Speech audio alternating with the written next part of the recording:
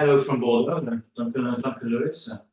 I'm very grateful to Ellis Woodman and to Fabrice Galanti here in Bordeaux, who organized a visit to one of the projects which we just completed about a year ago.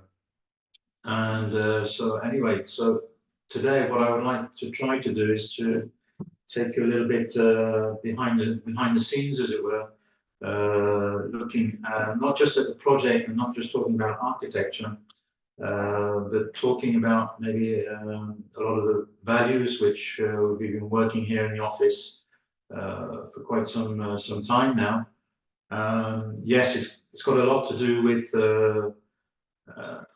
climatical issues, social issues, but as I would like to show you, it's not just looking at the technical side, but thinking about maybe talking about living conditions for people, thinking in a little bit of a different way, because I get the feeling over the last years, certainly from since the modern movement, we've actually gone into a stage where a lot of the housing and apartments we're actually isolating ourselves more and more from the environment. And I think this is one of the greatest problems at the present moment in the development of housing.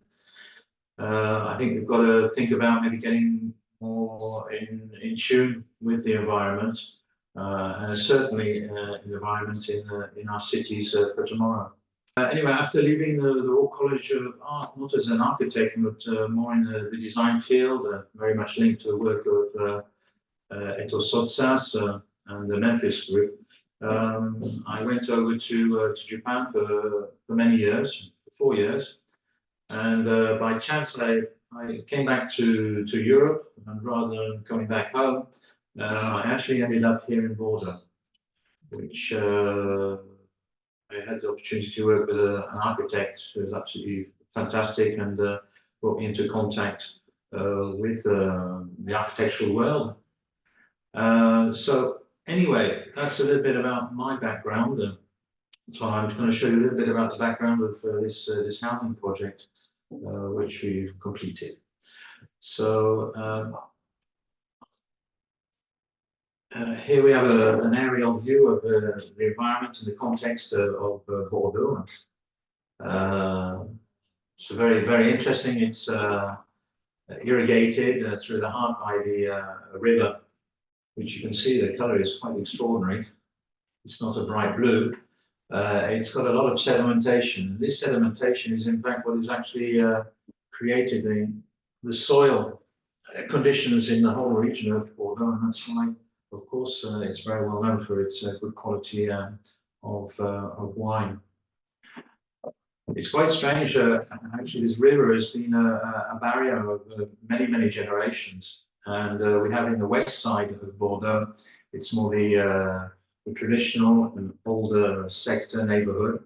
And then on the east, this is an area which is more linked to industrial developments during the Industrial Revolution, and how that was actually linked to the river itself.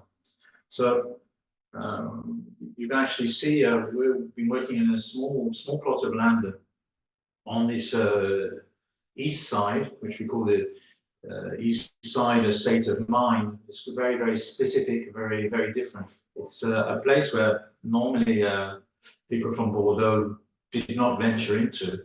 It was just a place for working.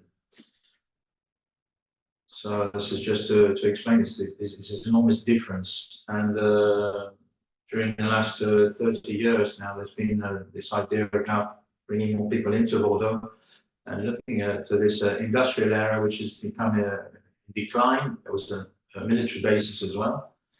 And so you can actually see in this area a lot of railway systems running through. I find this photo very, very interesting, and you'll probably see in the future that all this has been modified, and unfortunately I feel it's lost a lot of its character.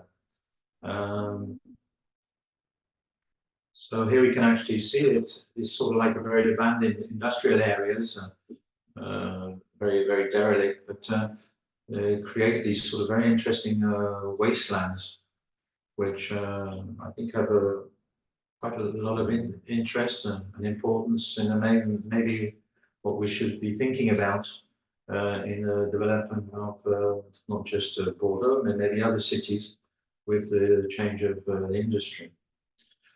And what has actually happened is there's this sort of wasteland, industrial wasteland, has very often been colonized by Mother Nature, producing new ecosystems. And I think what the shame is that this is sort of looked at as something being very negative. And we can actually see the cities today are missing a lot of this landscape injection to think about climatical change. So rather than thinking about this and using it and making it for a cohabitation, it's been actually just pushed aside, which I find is a bit disconcerting. But what's very interesting is here in the office, this is a proverb from Robert Zera. So the city is not simply a physical mechanism or an artificial construction. It's involved in the vital process of the people who live in it. It is a production of the nature, and in particular, the human nature. So this notion of human nature for me is really a very vital issue today. A lot of people are talking about bringing in green spaces into the city and trying to resolve things. But I think it's really the cohabitation between two things. Very, very often we tend to be in a situation here in Europe of actually separating things, classifying things, rather than trying to blend them together in a sort of like a general philosophy or strategy. So within civilized man, the savage always occupies the place of honor. So these are very fundamental things for me when actually thinking about this project in this old wasteland area.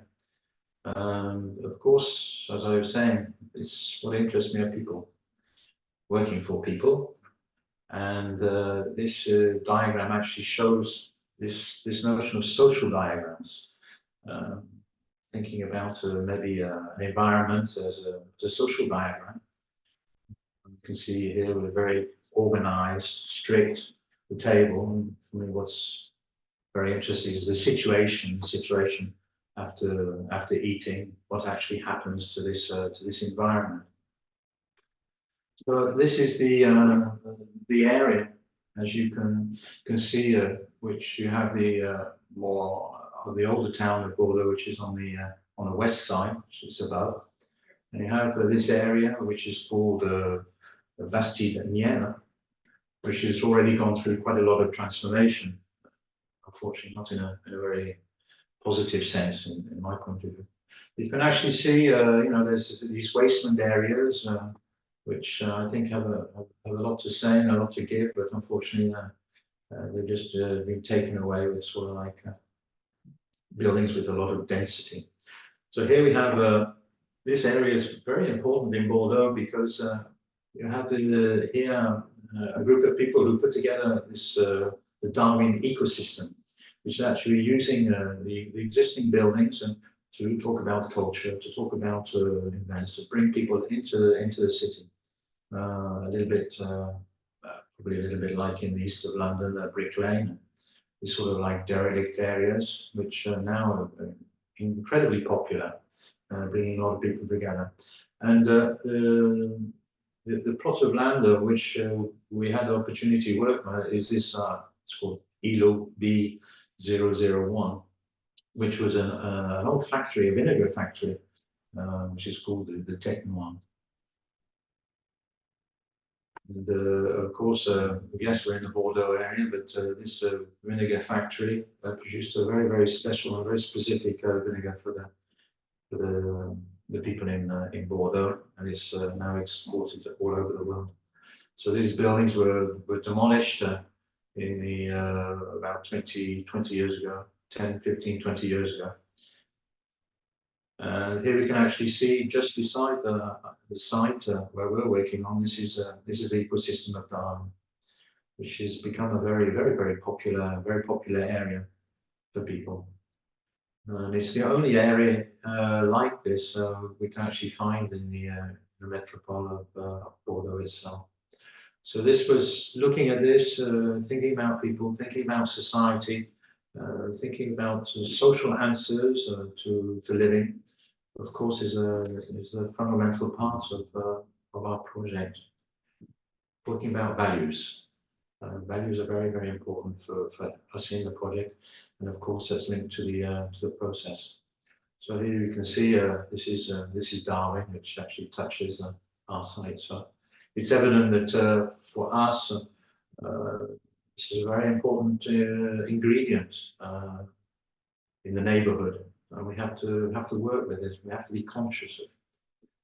We have to use it, of course. And this become very interesting is on this east side of Bordeaux, which was virtually abandoned. And it's now become a place where people want to go. Not because very much has changed, there's a little bit more freedom out of the mineral side, which you can actually see in the background of Bordeaux itself. So this sort of like living atmosphere has become very important. And there was a very important development along the river bank, which is called the Park of Angelique's Park. And you can see a plot of land which is marked with a small red sticker. What we felt was very necessary to not only be conscious about how the place was being used, how it's being transformed, but actually thinking about the people, how they're coming and going. And this was a very vital issue when thinking about the project itself. So this was the general plan itself was actually won by MD Erdevina, which you all know from Holland. I'm a very good friend with Winnie Mauser. We did some work together in Spain. This is a sort of like a general strategy which he worked with, thinking about the plots of land, extruding them to a maximum, and then actually saying, well, how in fact can we live with this? How can we bring light into this sort of like abstract structure? So this involved cutting quite a scientific way. For me, it's a little bit difficult to swallow, as it were. But I'm very interested in maybe some of the older urban tissue which was there, which was linked to the industrial people who are working in this area. And our project was actually situated on this road, which is called the Road of Hortense. And on this road, it's very interesting, is there are very traditional, very traditional houses, which you can only find actually in the Bordeaux area. They're called a shop. So this was the getting down to the nitty-gritty of things. This is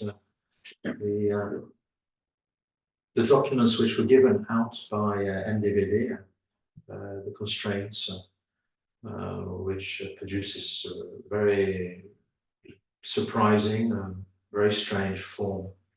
As I try to emphasize in the work, form for me is maybe the last things which we should be thinking about. I'm more interested in people.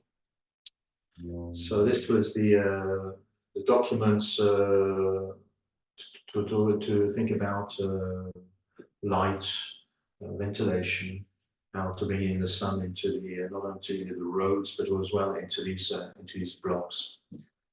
And I was very interested by this continuation of the Rue Hortense with these shops, which are very interesting scale, very human scale. You have on some of the roadsides, the main road, you have places where people can sit out, can talk, can discuss. It's produce a neighbourhood, and I think that's what we should be doing, even in the centre of our cities, and more. And behind these houses, these row houses, a little bit like mews houses in London, they were from the working class people, very simple. And in the back garden, there was always a plot of land where people could actually go out and grow things, and so produce a very interesting atmosphere. So for me, I decided, well, maybe we should hang on to this, even if we're going to have to produce a housing unit of 3, 4, 5, just to six levels. How can we use this and transfer this to produce maybe a more interesting living environment for the people? So this is the roadside. The back gardens, it's not very spectacular, but I can assure you during certain periods of the year, certainly the summer periods, it's a small oasis for the people. So just to show you a little bit about the things which we went against, because that's very often what happens in the work hearing office.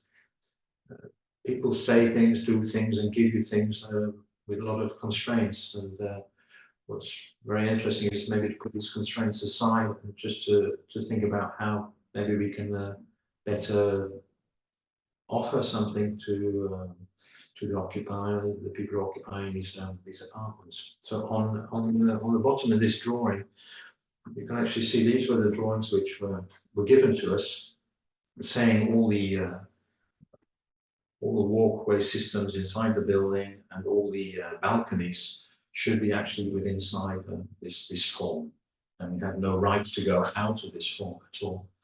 But as I was talking about, is a shop. We decided, well, if this is to be the project, then it meant that people on the ground level had a nice garden, and everybody above just was looking in front of them on another building which has just been built, which is pretty horrific. So what I tried to think about, and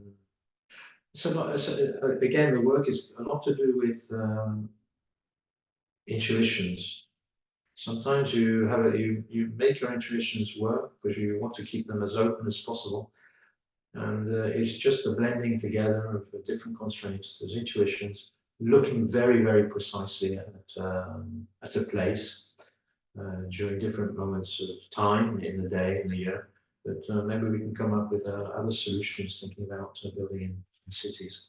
So what I decided to do was actually to use this technique of cutting a block to bring in light, and I actually extended it. So rather than just having a small garden on the ground level, I produced this sort of volume, which you can actually see here on the lower diagram, to protect this sun facade.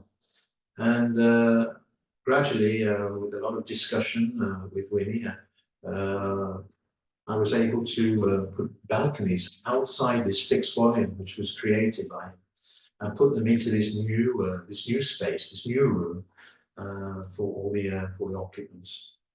So as you working with our engineers, thinking about very simple things, difference between winter and summer. And of course, because I was not very interested in the form, so we did these sort of like sketch models. So the form was sort of evaporating with all this sort of plastic. And what was interesting was this notion of this new room and this new garden on the south face. Here, just putting a notion of trees. So again, the orientation of the building, the orientation was very important. How in fact can we maybe use a natural mechanism to resolve very technical problems in the city where it's for 2 months, 45 degrees centigrade. So we said, well, you know, this is this garden, which is only 5 meters, 5 meters 25, I think. And within this this garden, we could bring into play this balcony. So very important is actually making people more close to the environment, bringing the environment maybe even inside the building is very important. When you're talking about climatical conditions, maybe sometimes we have to be a little bit uncomfortable and thinking about this in another way, bringing the outside really inside the living spaces and can offer many advantages free.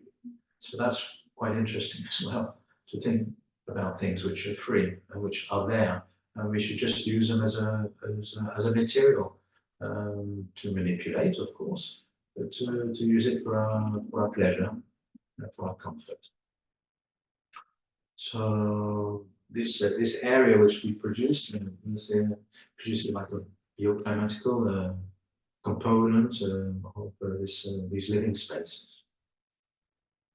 And this is a garden which I visited a few years ago in Portugal, Estafaclia. It's a cold greenhouse. It was built in 1933 in an old quarry quite near the centre of Lisbon. And it's very interesting, this space. It's there to protect against the heat, this garden. So if you can think that this garden is very fragile, its plants are very fragile, and you're having temperature absolutely terrible, then maybe this strategy, using this, thinking about this formalization of this space, could be a benefit for the people who are living in the apartments. These are some of the structural drawings which we did for this three-dimensional garden. Okay, it's good to just plant things on the ground level for people who are living in the basement, but what happens with all the different levels throughout the building? As I said, this notion of climate, it's very important. And I think it's something which we could apply and make more relationship to the environment. As well, the housing units themselves are all going from south to the east, which helps enormously in the natural climatical conditions within inside the building. So these are just some of the first rough sketches which we made. They're just two of the levels. So it was very important for us to think about the adaptability, the changeability of spaces. And this new space which we had offered the people, which gave them a more direct, this room, this new outdoor room, which is producing quite interesting effects today. It's producing a real neighborhood where there's more exchanges between the people, between themselves who are living in the houses themselves. As you can see on the diagram at the bottom, we worked with these cells which could move north and south, which help us as well to think about not only just working on the southern facade, but as well on the northern facade. A lot of people say, oh yes, on the northern facade, oh, that's the sort of like redundant area. But no, I think we should be thinking about a building in the totality. I think it's like being in a forest. A tree grows its mosses on the north face, less mosses on the south face. So again, thinking about this relationship to the environment, very vital for us and very important. So these were the drawings done with my Maria Tong, a landscape architect, and of course it's not just about bringing things into play haphazardly. No, we're actually looking at the context, looking at the environment, seeing how it's working, see what could work. It's not a technical exercise, it's just knowing about the context and the environment. And as you can see, all the housing units, you can actually go completely through. And I'm very happy. I was talking with someone the other day who said that they'd actually put in climate conditions. So I don't really remember the word now in English. But she said she's never used them. She's never used them. Another aspect which I'm very happy to know about is that people are leaving the countryside, and they bought their apartments here in the project. So it's a very important sign. So these are the types of vegetation which you can actually find along the riverbank, which is only 40 meters away. And of course, we just wanted to reemploy, reuse these things which we actually find on site. And yes, it produces a project which is maybe a little bit ugly, a little bit, it's not finished. I tend to ask a lot of the people who are living in the buildings which we're producing that they have the possibility to change things. And of course, time is an important factor. We can see in the societies which were more and more developing, time has become very rare. And I think it's something which we should return to and think about giving time for things and for people. These are just technical drawings of the south face and the north face.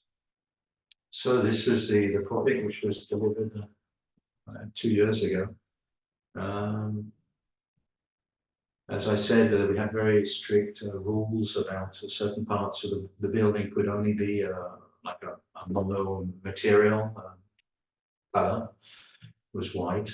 And then on the garden surface facade, we can actually have the possibility to use another material. But of course, we made this new skeleton, this new room, which is 7,000 meters cube, which is all it's in metal. It's very much related to the images which I showed you in this one of the coal greenhouse. So here we are looking on these were photographs taken at the moment when we've just delivered the project. Of course, we have a very interesting rooftop with allotments for the people, rooms for them to share.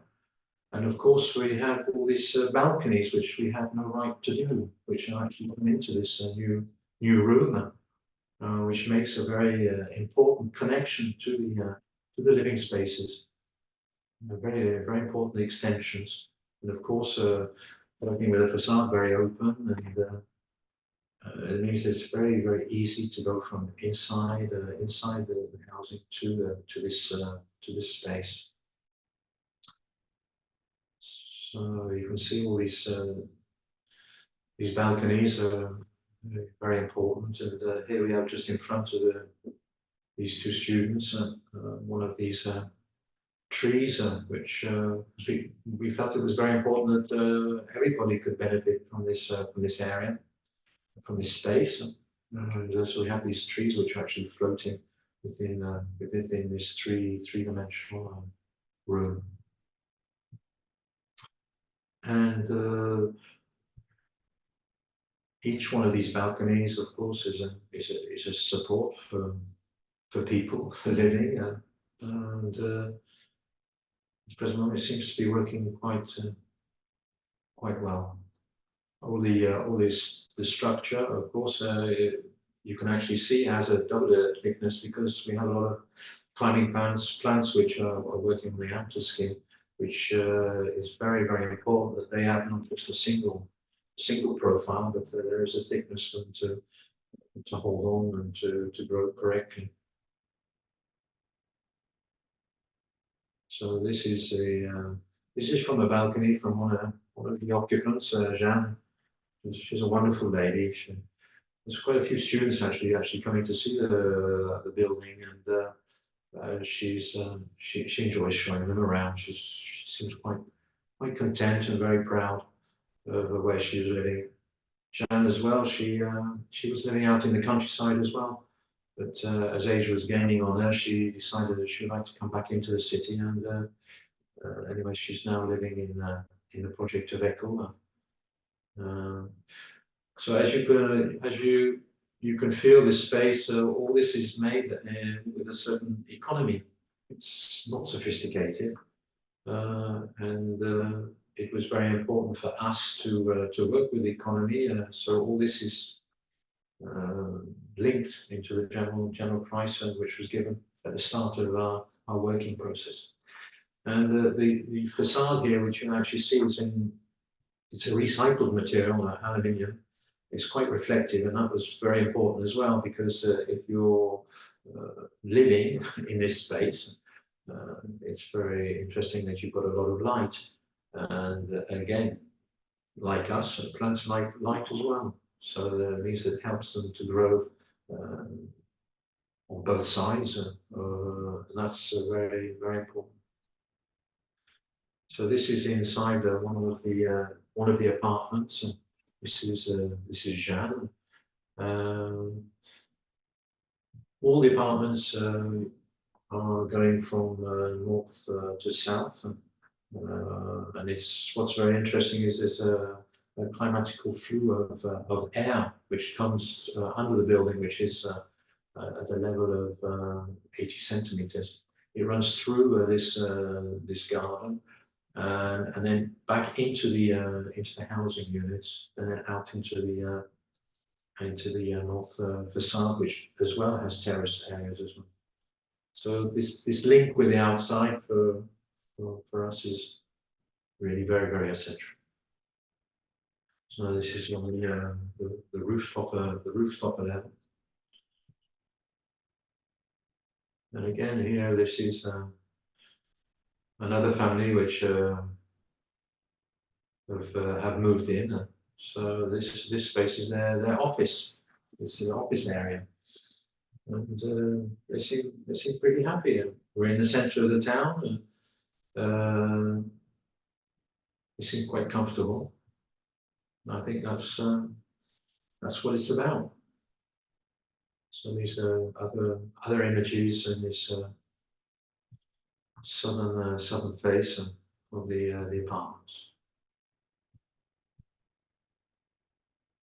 And it's very interesting because we've got a lot of the population is very different, very mixed.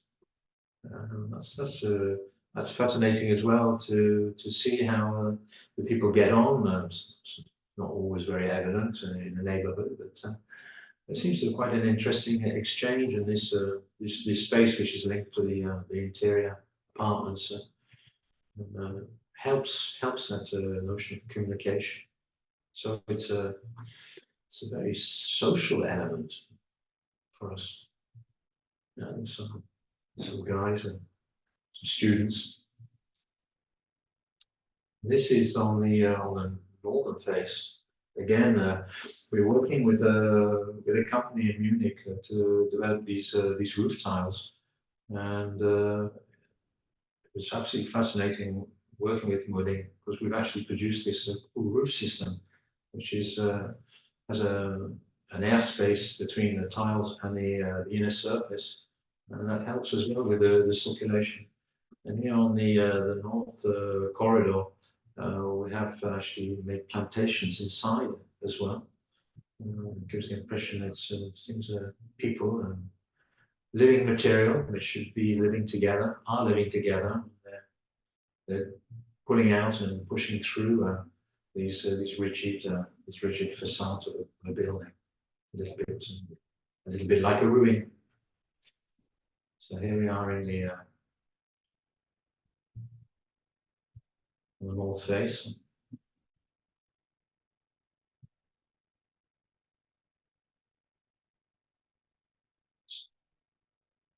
Okay, so anyway, so it's just a little bit an insight thinking about the project of EKKO. And anyway, thank you very much, Ellis and Fabrizio from Arcareb and the Architectural Foundation for letting me share with you an insight to maybe not so much about the technical side of the problem of the project, but more a human side. I think it's quite interesting working with a facade which is living, with the people who are living with it, which is changing colour and is offering the opportunity to give pleasure between people in the heart of the city of Bordeaux. Thank you very much. Bye.